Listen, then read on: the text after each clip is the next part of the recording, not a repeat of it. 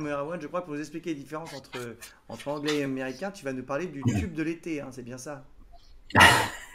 C'est bien ça. On va parler de Tube, mais c'est pas le tube de l'été, évidemment, c'est The Tu sais qu'il y avait Underground. des billions de gens qui venaient nous voir, oui. Voilà, exactement. Et que finalement, le nom de Tube, c'est The Underground. Underground, évidemment, c'est sous le La ground, hein, terre, donc sous la sous la terre. terre. Et on voit que c'est assez particulier parce que, un peu contrairement au métro londonien, il y a vraiment les trains, ils ont vraiment très très peu d'espace. On le voit là dans le train qui n'arrête pas de venir Oui. et de partir. Et donc, ces formes de tubes, c'est ce qui a donné le nom, tout simplement, au métro londonien, de tube. Oui, Donc nous c'est voilà. plus large, à Paris c'est plus large. Voilà, exactement. Alors ici, longest escalator. Alors c'est intéressant, j'ai gardé ça parce que vous vous souvenez, on avait vu ce principe-là de mettre EST après un adjectif. Vous vous souvenez? Le plus grand, Oui. Oui, c'est ça, le hein. plus long du Le coup plus là en grand, l'occurrence. exactement. C'est le superlatif de supériorité. Donc c'est la longest. Donc c'est à Angel, c'est la station qui s'appelle Angel, c'est dans le nord, et il fait 60 mètres. Donc là, ça commence à faire. Et puisqu'on a beaucoup, et on voit la photo là, à Londres, c'est des escalators qui permettent de De remonter descendre et parce que monter quoi. c'est assez profond. Voilà, c'est assez profond le métro. Donc c'est pour ça qu'on a tous ces escalators là. Et nos amis qui sont en fauteuil roulant, ils font comment? Et alors il y a parfois aussi des ascenseurs, mais pas systématiquement. Question de trivia. Donc ici on voit sur ces photos là, est-ce que ça vous dit quelque chose ça? Bah c'est terrible, on dirait qu'ils se sont mis, Ouais, ça La doit être guerre, pendant la non? guerre, ça, ouais. mis à C'est pendant la l'abri, guerre, non? exactement. Exactement. Donc il y a plusieurs stations qui ont été utilisées comme des abris lors du Blitz. Ça vous dit quelque chose le Blitz? Le C'était une bombardement. attaque sur Londres, c'était Voilà. quoi? C'est ça, c'est Ouais. ça. C'est quand les Éclair. avions allemands sont allés bombarder Londres, donc en 1940. Donc là, ça a servi Refuge. d'abri en fait, ouais, pour les habitants, pour les Londoniens. Je voulais vous montrer ça parce que je pense qu'on a tous ce souvenir de la voix qui nous dit ça dans le Mind the Gap. Mind the gap between the train and the platform. C'est ça, exactement. Ça, c'est des phrases qui sont iconiques en fait.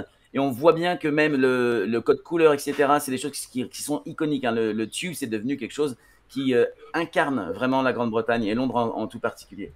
Euh, une autre question trivia un petit peu. Dans Harry Potter, le directeur de l'école, Hogwarts, il a une cicatrice qui ressemble à une carte du métro de Londres sur son genou. Ah c'est pas vrai, je l'ai pas vu. Donc Harry Eh Potter et oui, la pierre philosophale. Le directeur de Hogwarts, ouais, je veux dire le monsieur qui garde tout le temps quoi. C'est celui-là, oui. Dumbledore? Mm. Il a une carte sur le genou. On voit un moment, il y a une carte qui ressemble à un tube map. Super. Donc, on va faire accent anglais contre accent États-Unis. Alors, évidemment, en anglais, il y a plein d'accents. Il y a l'accent indien, l'accent australien. On peut imaginer encore l'accent en Afrique du Sud. Et il y a même des accents beaucoup plus prononcés en France entre le nord et le sud, par exemple, le nord de l'Angleterre et le sud de l'Angleterre. Mais aussi l'accent texan, l'accent dans le sud des États-Unis. Enfin, il y a beaucoup d'accents différents. Mais ce qui nous intéresse, nous, aujourd'hui, parce que c'est les deux accents qui sont les plus répandus, c'est l'accent anglais, qu'on appelle un RP, c'est-à-dire un peu l'accent qu'on utilise tout le temps, celui de la reine, en fait, un peu, et l'accent US, l'accent Yo. américain.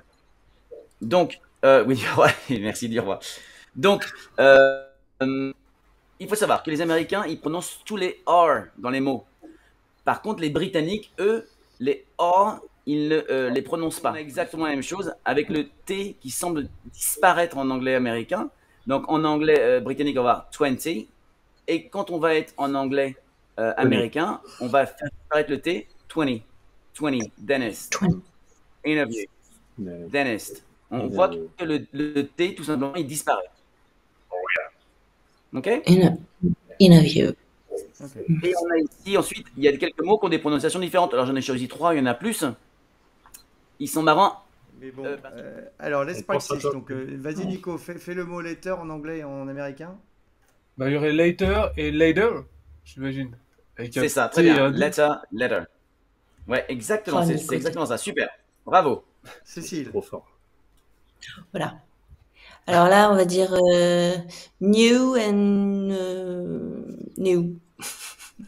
Oui, c'est comme Barack Obama, on l'entendait bien quand il le disait, c'est nous. Et c'est comme si on New. faisait, ils disent par exemple YouTube et pas YouTube. Mm. Donc c'est nous. Mais New c'est and assez, new. ouais, nous. Exactement. C'est nous. Celui-là est facile. Alors, je vais faire moi, du coup, c'est et facile. c'est- meeting. Alors, vas-y. Très vas-y, bien, vas-y, super vas-y, accent, Cyril. bravo. Merci. Super accent. Oh, il était facile celui-là. On l'a eu tout à l'heure. Et turn. Oui. Et, Turn. Le turn R. et- Il y en et a un où il n'y a turn. pas de R, un où il y a un R. Ah, c'est Turn, turn turn. and turn. Turn. Turn Turn. et turn. R. Turn and turn. Voilà. Ok. Très parfait. Right. Super. Ouais. Ah oui. Ensuite, les deux derniers.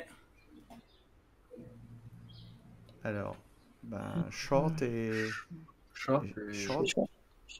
Short. C'est vraiment le E, le R qu'on va prononcer. Short. Short. Short. Short. Très bien. Short. Et le dernier.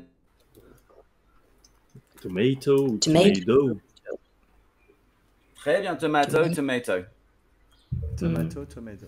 C'est dur. Hein, Tomato, comme, tomato. Ouais, c'est très difficile. Hein. En revanche, les accents toniques ne changent pas. Enfin, sur les mots. Non, ça reste exactement les mêmes. C'est uniquement la prononciation de certaines lettres et parfois du son, quoi. Mais voilà. C'est quand même pas facile.